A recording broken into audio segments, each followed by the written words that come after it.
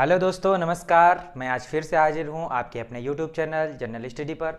दोस्तों, आप लोगों ने परीक्षा दी होगी, बहुत ही विषम परिस्थितियों में, बहुत सेंटर दूर चला गया था सबका, और बहुत ही सबको हम लोगों को कठिनाइयों का सामना करना पड़ा। फिर भी हमारे योद्धाओं ने पेपर दे के उसको फतेह किया है।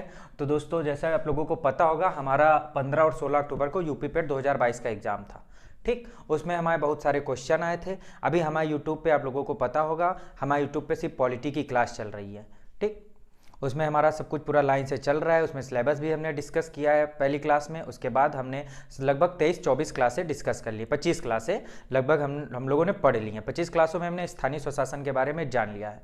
अगर हम पेट की क्वेश्चन की बात करें तो हम सिर्फ अपनी जो क्लास है उसमें पॉलिटी के क्वेश्चन के बारे में बात करेंगे।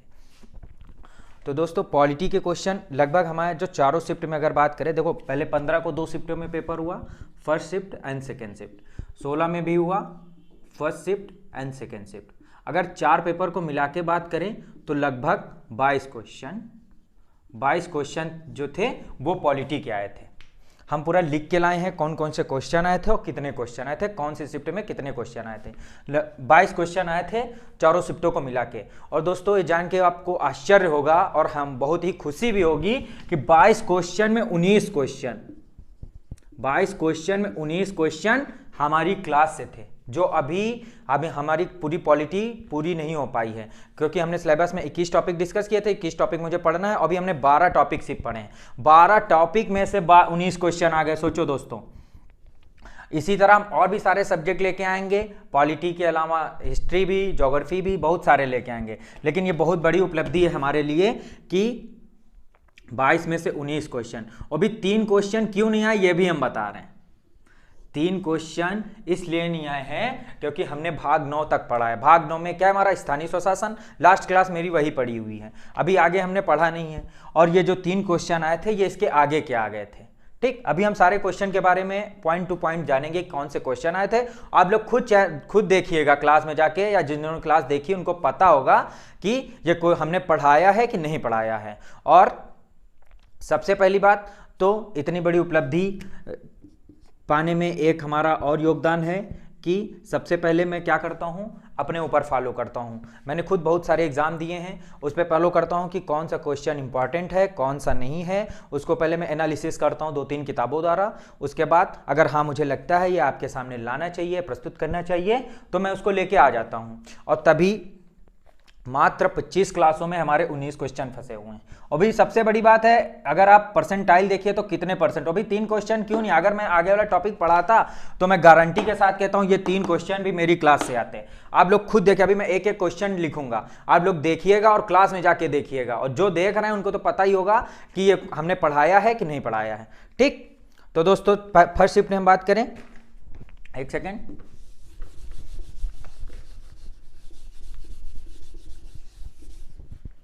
अगर हम फर्स्ट शिफ्ट की बात करें तो फर्स्ट शिफ्ट में एक क्वेश्चन आया था हमारा, स्वतंत्रता के बाद भाषा के आधार पर गठित होने वाला पहला राज्य कौन सा है।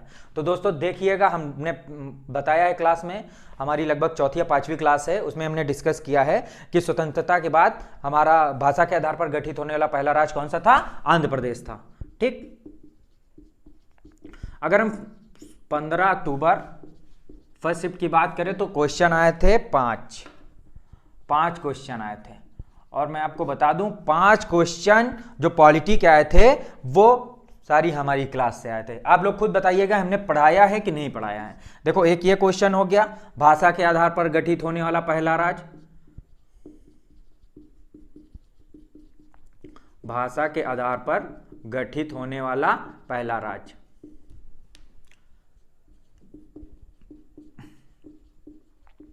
कौन सा है, आंध्र प्रदेश है। हम लोग डिस्कस कर चुके हैं। उसके बाद एक आया था, लोकसभा में पद धारण करने की न्यूनतम आयु। लोकसभा में मतलब कि जो लोकसभा का चुनाव लड़ते हैं सांसद, उनकी न्यूनतम आयु क्या होती है, तो इनकी न्यूनतम आयु होती है 30 वर्ष। ठीक, यह भी हम डिस्कस कर चुके हैं। लोकसभा सदस्यों की न्यूनतम आयु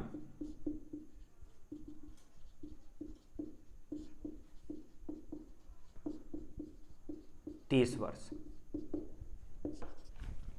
और तीसरा क्वेश्चन आया था, संघ की कार्यकारिणी में शामिल है कौन, मतलब 4 ऑप्शन दिए थे और संघ की कार्यशैली में कौन सा शामिल नहीं है। ठीक, ये क्वेश्चन था जिसमें राष्ट्रपति था, उपराष्ट्रपति था, प्रधानमंत्री था और राज्यों के मुख्यमंत्री थे।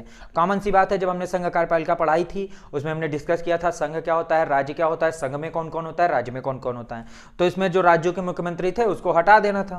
ठीक, तो संघ की कार्यकारिणी आई थी, शॉर्ट में लिखते हैं संघ की कार्यकारिणी आई थी। जिन लोगों ने पेपर दिया है वो लोगों उनको खुद ही पता होगा, या तो आप नेट से खुद डाउनलोड करिए चारों पेपर और देख लीजिए सारे हमने पढ़ाया है कि नहीं पढ़ाया, क्वेश्चन देखिए और हमारी क्लास देखिएगा। ठीक, और 5वां क्वेश्चन कौन सा है, 5वां क्वेश्चन है किसी केंद्र शासित प्रदेश में उच्च न्यायालय स्थापित करने का अधिकार है। हमारी 24वीं अब 23वीं क्लास है, उसमें हमने डिस्कस किया है बिल्कुल अनुच्छेद सहित कि अनुच्छेद 241 के तहत दिल्ली में संसद द्वारा दिल्ली में उच्च न्यायालय की स्थापना की गई 1966 में। देखिए, जिसमें हमने संघ एवं केंद्र शासित प्रदेश राज्य पढ़ाए हैं तो उसमें जरूर देखिएगा, इसमें सबसे लास्ट में मेंशन है। ठीक, तो ये हमारे 5 क्वेश्चन हो गए। ठीक, ये हमारा आया केंद्र शासित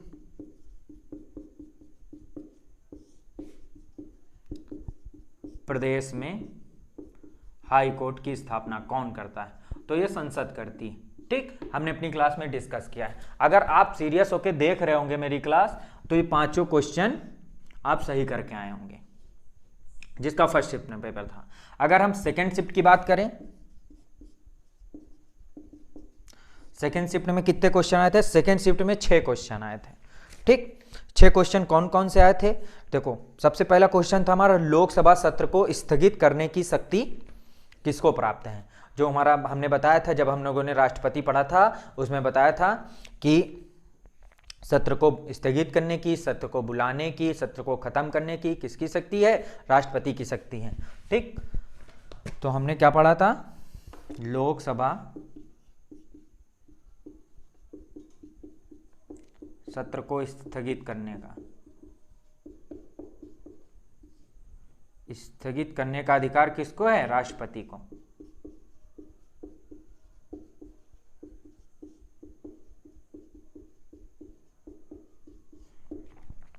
और दूसरा क्वेश्चन इसमें क्या था, वर्मा को किस अधिनियम द्वारा अलग किया गया। जब हम एक्ट पढ़ रहे थे 1833, 1861, 1892, उसी में एक्ट हमने पढ़ा था 1935 वाला भारतीय शासन अधिनियम 1935। उसमें क्या था, हमने बताया था वर्मा को अलग कर दिया गया, जिसको अब म्यांमार बोला जाता है। वर्मा को इस अधिनियम द्वारा भारत से अलग कर दिया गया, यह भी हम लोगों ने पढ़ा। पहला क्वेश्चन ये। दूसरा क्वेश्चन कौन है कि ऐसे 1935 एक्ट के माध्यम से वर्मा को अलग।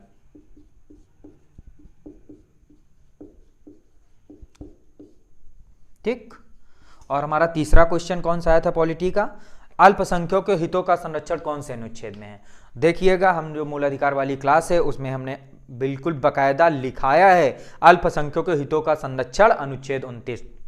डिक्ट कॉपी छप गया ये है कि अनुच्छेद 29 में, अनुच्छेद 29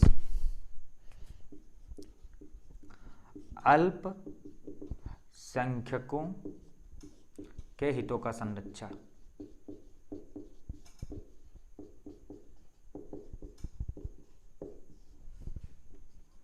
और चौथा क्वेश्चन था हमारा मौलिक कर्तव्य, इनमें से कौन है। ठीक, इनमें से कौन मौलिक कर्तव्य है। तो हमने जैसे मौलिक कर्तव्य वाली क्लास में हमने बिल्कुल बकायदा अपने मुख से वाचन किया था पूरे अपने 11 मूल कर्तव्यों के बारे में। तो इसमें ऑप्शन था इनमें से सभी, तीनों थे, इनमें से सभी था, वही ऑप्शन करेक्ट हो जाएगा। ठीक, अगर आप सुन ले भी होंगे ना तो आसानी से पेपर में कर गए होंगे।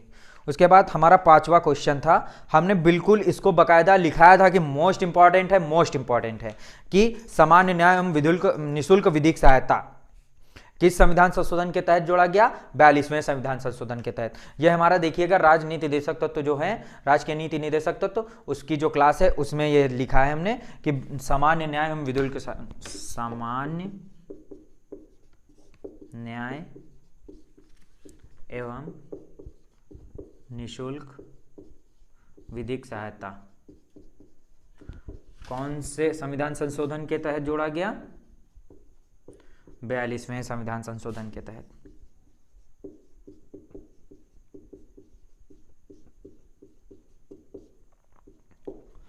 ठीक, तो 4 क्वेश्चन हो गए, सॉरी ये 4, 3, 1, 2, 3, चौथा ये था।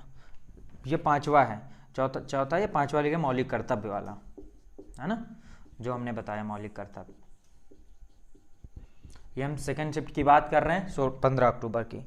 उसके बाद एक क्वेश्चन आया था अनुच्छेद 245। अभी हम लोगों ने अपनी क्लास में अनुच्छेद 243 तक पढ़ा है, 245 बस आने ही वाला था। अभी तो खैर हम भारतीय न्यायपालिका के बारे में पढ़ेंगे, उसके बाद हम पढ़ेंगे अनुच्छेद 245 वाला। उसमें क्या होता है, ये हमारी क्लास से नहीं आया है क्योंकि अभी हम इसमें पहुंच नहीं पाए हैं, और दावा है जैसे ही हम इसमें पहुंचते वैसे ही ये भी क्वेश्चन, मतलब हम तो पढ़ाते ही और ये क्वेश्चन आप कर ले जाते हैं। अनुच्छेद 245 इसमें क्या है,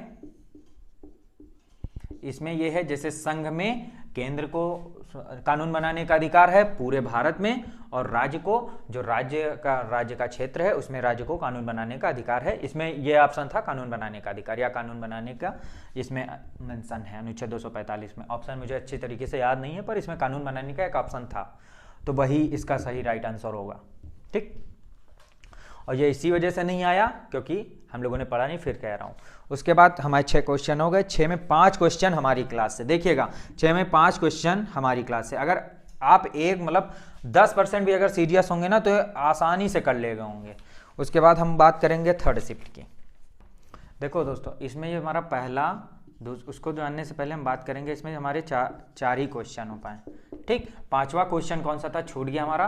पांचवा क्वेश्चन था हमारा मौलिक अधिकार लागू करने की शक्ति। मौलिक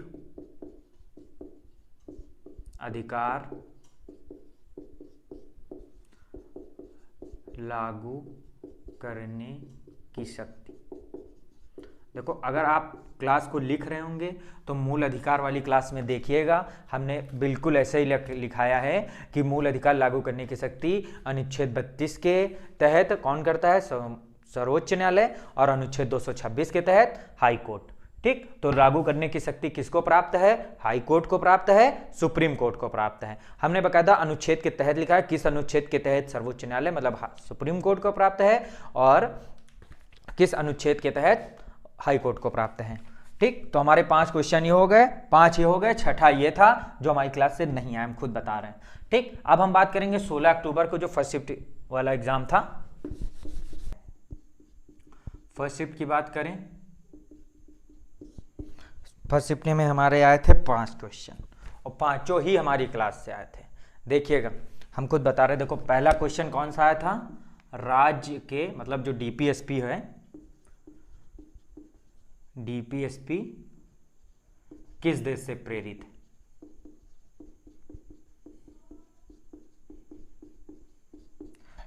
किस देश से प्रेरित है, तो आयरलैंड से प्रेरित है। देखिए, अगर जो संविधान के स्रोत हैं उसमें हमने बताया है कि हमारे जो राज्य के नीति निदेशक तत्व हैं किस देश से प्रेरित है, आयरलैंड से प्रेरित है। और भी बहुत सारे हमने बताया है। ठीक, पर ये क्वेश्चन वहीं से पुटअप हुआ है, देख लीजिएगा। ठीक, और दूसरा क्वेश्चन कौन सा आया था, हमारा दूसरा क्वेश्चन आया था अनुच्छेद 19 में शामिल है। अनुच्छेद 19 में क्या था, हम लोगों ने पढ़ा था अभिव्यक्ति एवं वाक एवं अभिव्यक्ति की स्वतंत्रता। क्या पढ़ा था, वाक एवं अभिव्यक्ति की स्वतंत्रता। तो ऐसे ही क्वेश्चन था कि अनुच्छेद 19 में शामिल है। उसमें 4 ऑप्शन दिए गए थे, उसमें एक ऑप्शन था हमारा वाक एवं अभिव्यक्ति स्वतंत्रता। तो कौन सा अनुच्छेद आया था, अनुच्छेद 19 वाक एवं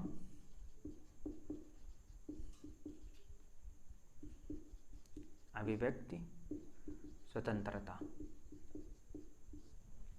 और इसको हमने मोस्ट इंपॉर्टेंट बताया था कि पेपर में देखने को मिल सकता है, और मिल भी गया। ठीक, हमारा तीसरा क्वेश्चन था संसदीय प्रणाली में कार्यपालिका किसके प्रति उत्तरदायी होती है। हमने ये लिखाया नहीं है, बट हमने जब कार्यपालिका वाली क्लास हमने डिस्कस की थी तो उसमें हमने बताया था आपको, मंत्रिपरिषद जो होती है लोकसभा के प्रति उत्तरदायी होती है, और जो कार्यपालिका होती है, कार्यपालिका विधायिका के प्रति।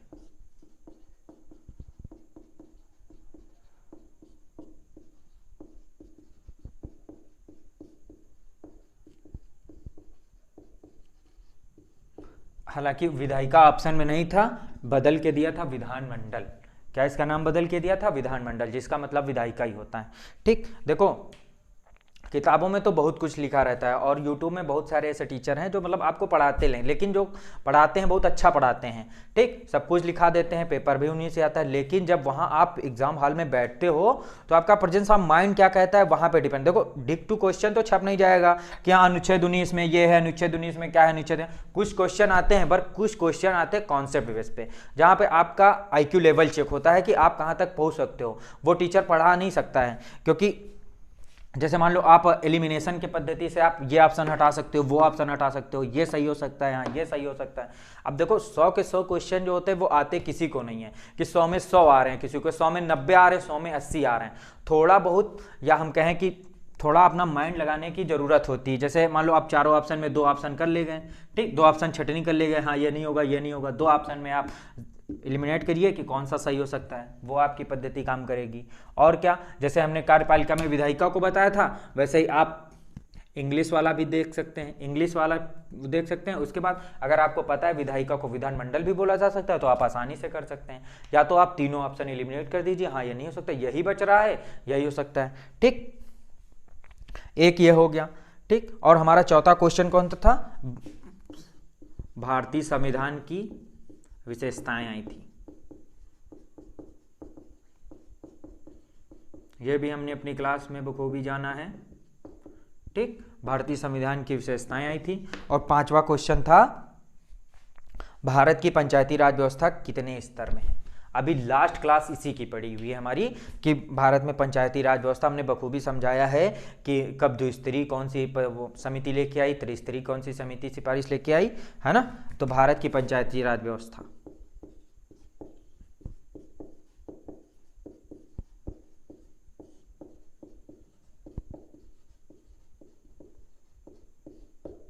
पंचायती राज व्यवस्था त्रिस्तरीय है, ठीक। तो ये पांचों क्वेश्चन हमारी क्लास है। अब हम बात करेंगे सेकेंड शिफ्ट की। 16 अक्टूबर का जो सेकेंड शिफ्ट था,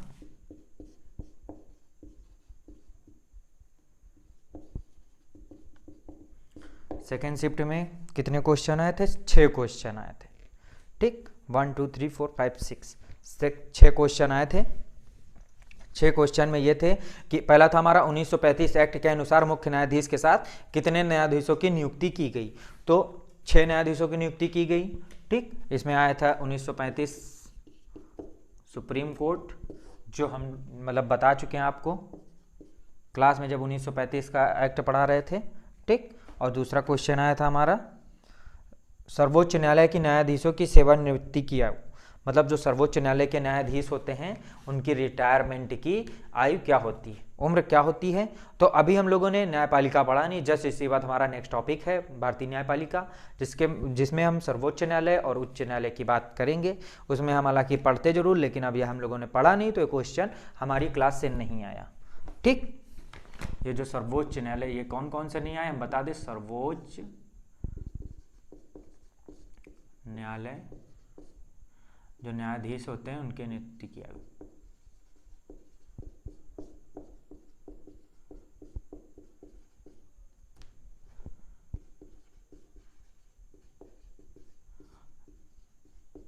तो कितनी होती है जान लीजिए आप लोग, 65 वर्ष, ठीक, 65 वर्ष होती है। अब हम बात करें तीसरे क्वेश्चन की। तो तीसरा क्वेश्चन था हमारा अनुच्छेद 343 में क्या है। तो अभी हम लोगों को पता होगा 243 तक पढ़े, अभी 343 में नहीं पहुंच पाए। हालांकि 343 में हमारा 343 अनुच्छेद में क्या है, संघ की राजभाषा।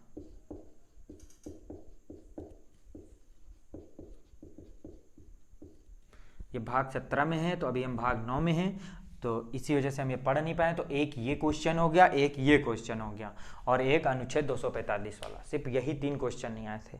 और जो हमारा चौथा क्वेश्चन है धन विधेयक, हमने बिल्कुल मोस्ट इंपॉर्टेंट करके लिखाया है कि इसको नोट डाउन करके लिख लीजिए कि अनुच्छेद 110 के तहत धन विधेयक को परिभाषित किया गया है, ठीक। आप लोग जरूर पिछली क्लास जरूर देखिएगा, ऐसा ना हो कि हम झूठ बोल रहे हो, ठीक। बिल्कुल तथ्यात्मक तरीके से हम लिख के लाए, अपनी क्लास देख के आए, देख लीजिए आप लोग। अनुच्छेद 110 में क्या है, धन विधेयक की परिभाषा।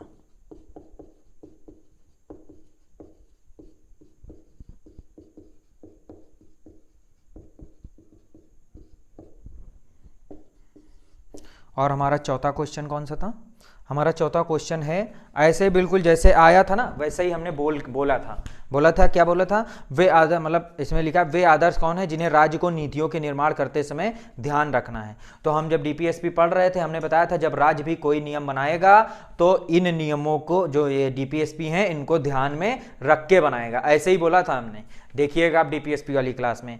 तो वे आदर्श कौन से हैं जिनके नीतियों का निर्माण करते समय ध्यान में रखना चाहिए राज्य को? तो डीपीएसपी। ठीक, तो चौथा क्वेश्चन डीपीएसपी से था हमारा। और पांचवा क्वेश्चन था बिल्कुल सरल सा, मौलिक कर्तव्यों का उल्लेख कौन से भाग में है? तो आप लोगों को पता होगा मौलिक कर्तव्यों का उल्लेख भाग 4 का में है। ठीक, भाग 4 का। तो दोस्तों हमने डिस्कस कर दिया है। आप जरूर चारों शिफ्ट के पेपर उठा के देखिए ये क्वेश्चन आए हैं कि नहीं आए हैं, और मेरी क्लास भी देखिए कि ये क्वेश्चन हमने पढ़ाया है कि नहीं पढ़ाया है। देखिए 22 क्वेश्चन में से 19 क्वेश्चन हमारी क्लास से हैं, 3 क्वेश्चन नहीं आ पाए, हम बता चुके हैं क्यों नहीं आए हैं, क्योंकि हम लोग अभी वहाँ तक पहुँचे नहीं हैं। और आशा करते हैं जैसे ही पहुँच जाते हैं तो ये क्वेश्चन भी छप जाते हैं, और हम पूरी पॉलिटी को कंप्लीट करेंगे बाकायदा। जैसे ये मोस्ट इंपॉर्टेंट क्वेश्चनों की हमने बात की है, वैसे भी आने वाले टॉपिक में भी हम जो चुनिंदा जो क्वेश्चन होते हैं उनको छांट के लाएंगे, जो फैक्ट होते हैं उनको डिस्कस करेंगे।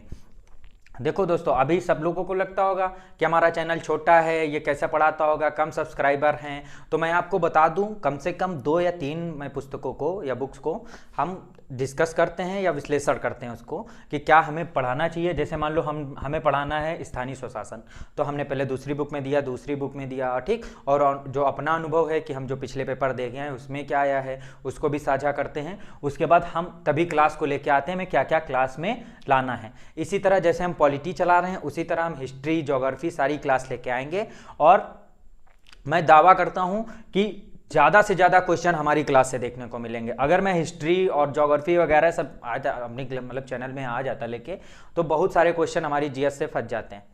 ठीक, ऐसी ही महत्वपूर्ण क्लासें आपको रोजाना मिलती रहेंगी। हमारे चैनल को सब्सक्राइब करिए और वीडियो को लाइक करिए और बेल आइकन को जरूर प्रेस करिएगा, जिससे महत्वपूर्ण नोटिफिकेशन आपको प्राप्त होता रहे। और बहुत बहुत धन्यवाद। जय हिंद।